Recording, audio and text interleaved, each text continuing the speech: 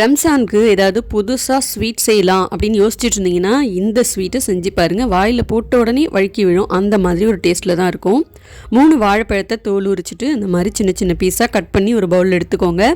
இதை மிக்ஸி ஜாரில் போட்டு அரைச்சிக்கலாம். அப்படி இல்லைன்னா இதை மாதிரி மத்து வச்சு மசிச்சிக்கோங்க. மத்து வச்சு மசிச்சிங்கன்னா நல்லாயிருக்கும்.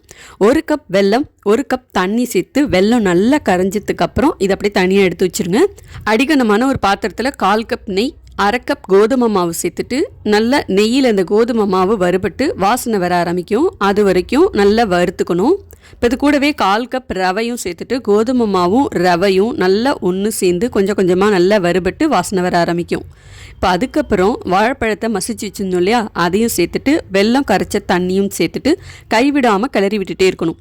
கோதுமை மாவும் ரவையும் கொஞ்சம் கொஞ்சமாக நல்லா வெந்து கெட்டியாக ஆரம்பிக்கும். இப்போது நெய் கொஞ்சம் கொஞ்சமாக சேர்த்துட்டு கொஞ்சம் வாசனைக்கு ஏலக்காய் தூள், கொஞ்சம் ஒரு பிஞ்சு சால்ட்டும் சேர்த்துக்கோங்க.